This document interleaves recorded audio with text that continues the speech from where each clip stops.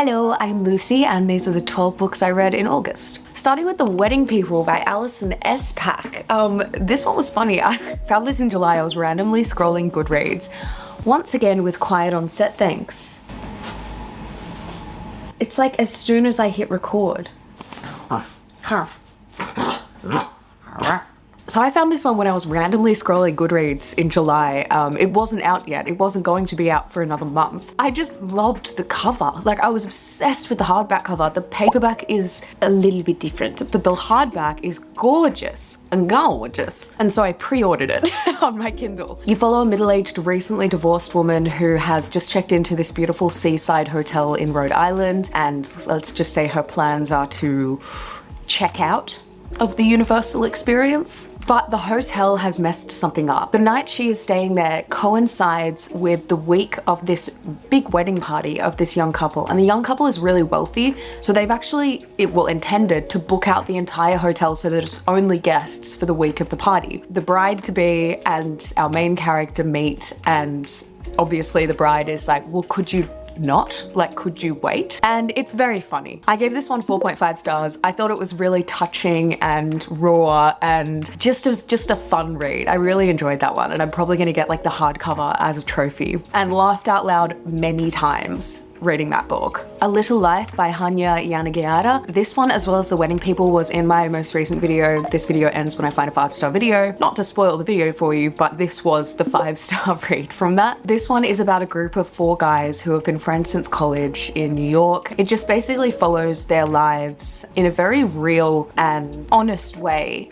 You follow these 4 boys as they grow and they change and they move and they go through, you know, challenges and some really serious shit in their lives individually. Particularly our main character Jude, he has some serious stuff that he is trying to work through pretty much the entire book. I would check content warnings if you think that a book like this might trigger something for you, because there was definitely some heavy stuff in it. I had a bit of an interesting experience reading this one. For the first 40 to 50% of this book, I was really fatigued. It just wasn't very fast paced, and it was definitely focused more on the backstory of the characters and how they came to be who they are, you know, in life. And so the first half really did feel like a stream of consciousness. There were times there where I was kind of sitting there going like, what is the crux of this story?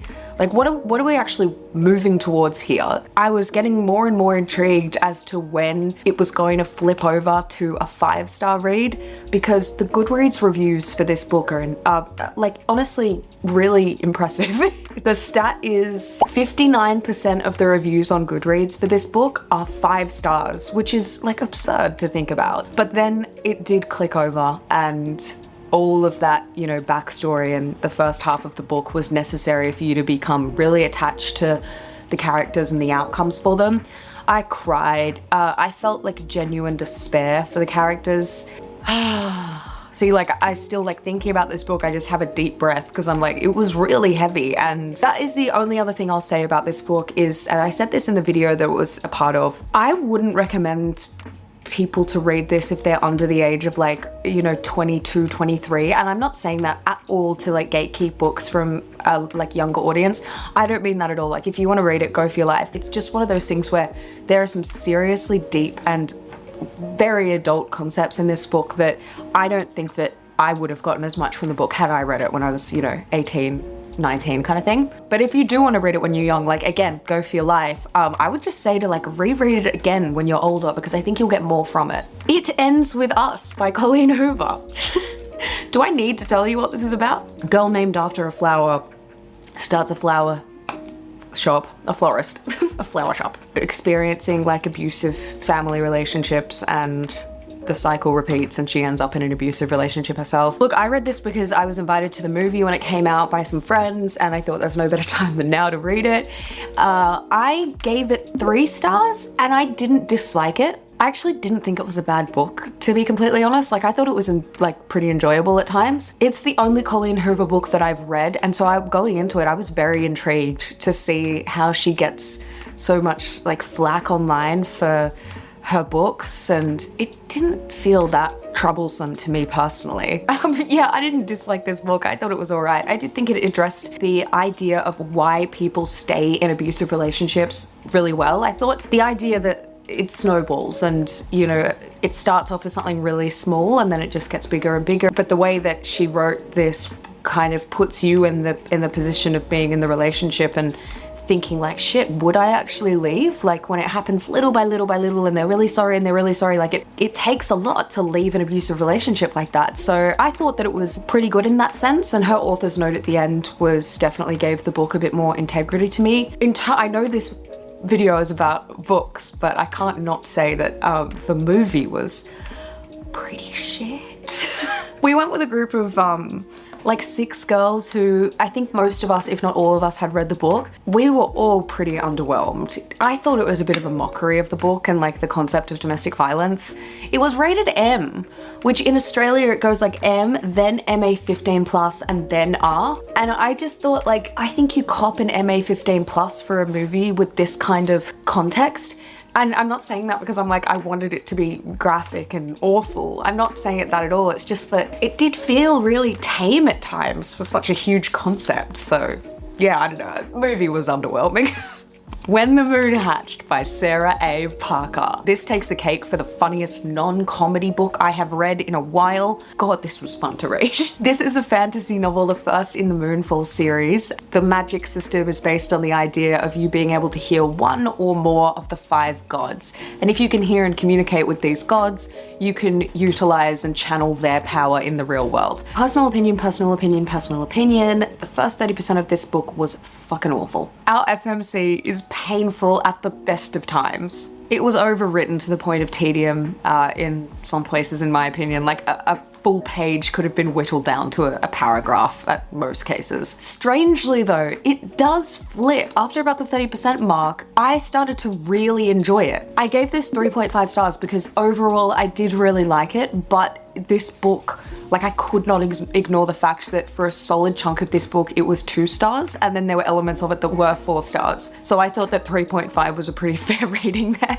In the 2-star department, if I had a shot for every time there was an unnecessary metaphor, I would have ended up in the emergency room by chapter 2. It was overwritten to the point of tedium, which I said before. Characters didn't really feel new or original, like the damaged, angry, fuck the world, FMC, I can't trust anyone, that kind of stuff. Like it gets a little bit tedious for me at times, like I get a bit fatigued. And yeah, but my last point there was the FMC was painful. In the 4-star department, the imagery of the locations was awesome. Like I loved where they go in the book and the new kind of realm that they enter. It was really pretty and I was really immersed. And the love story has a really interesting, like challenging foundation that I'm very much into. So look, I'll probably read the next one, but I'm not frothing at the mouth for it.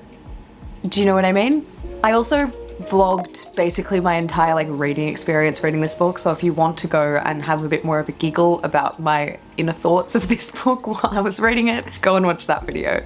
I'm just looking at the weather because when I tell you the wind is so bad at the moment, like for the past week in Melbourne in Australia and like lower New South Wales, it has been really insane. Like I have friends that got told like they were mandated to work from home today because it's just like not safe to be outside really. Like they predicted 150-kilometer gusts, like per hour gusts. It's currently at 75 and hailing, I might add. It's confusing, but anyway. The Perfect Marriage by Jeneva Rose. This one is a crime thriller about a lawyer who is married to her author husband, and she finds out that her husband is having an affair because the other woman is found deceased in their lake house bed that he was at over the weekend. But the murder mystery ensues because the husband is maintaining his innocence. This didn't start out bad. I think it just got a little bit, I don't want to say messy, but just like a little bit convoluted. So I gave it 2.5 stars. Honestly, it was a bit of a comedy at times. It wasn't all bad, but the husband, Adam, was just a complete moron for like 98% of this book. And the final plot twist was a little bit lackluster for me personally. Quicksilver by Callie Hart. This is my new favorite fantasy read as of late. So you follow the 24-year-old FMC named Cyrus, She's got big Selena vibes from Throne of Glass, like in the early books. She lives in like a very poor area that's very dry, like a desert area that water is not something that is, it's considered like a genuine luxury. So she has to get by, you know, pickpocketing and literally stealing water out of like the reservoirs so that her and her brother can survive. Anyway, in the beginning, you know, she ends up in a little bit of trouble and she gets taken down by guards into this kind of dungeony area. Naturally, she accidentally opens a portal to another realm. And thus begins our journey. I gave this 5 stars. It greatly exceeded my expectations. And now I am mildly obsessed with this world and story. It had major Akamath vibes without feeling like a copy. Like, it just gave me that cozy feeling that I had when I was reading Akamath, and like the characters are, you know, they're similar in ways, and so I was just like, oh, I loved reading this. It had an intricate plot that unraveled like quite gently. Like, it didn't bombard you with anything, but every now and then like a new concept would be introduced, and it was just happening so naturally, and I was just getting more and more engrossed in the story. And the characters didn't make me want to throw myself off my balcony, which is always a really nice touch. The reason that this exceeded my expectations is literally just because of the cover. This, again, is personal opinion, but the cover, in my opinion, lets the book down. I think it's a bit tacky, and I don't really like it. Like, I love the book, and after reading the book, like, I do understand why the cover is that, but I just think it lets it down a little bit. And I looked at some of the like alternate covers that it has for it, and I just think these are so much cleaner. So I'd love to see that become like the overall, like one of those ones, to become like the stand-in cover for it. It's on Kindle Unlimited, so if you've got that, go and read that. And the next one comes out next month in October.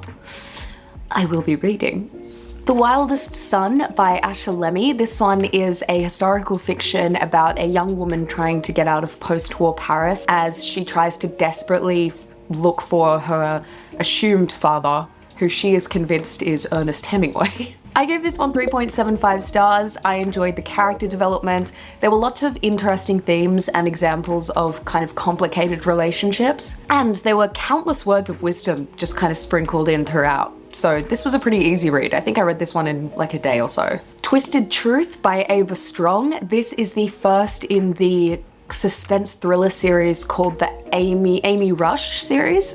So you follow the main character called Amy Rush, who is essentially like a parks ranger in quite a remote area, and she discovers a murder mystery that they begin to solve in an area where like you can't, because of the laws around the protected land, like you can't use the same investigation protocols that you would, like even things like cars they couldn't use to like search the area because it would fuck up the environment.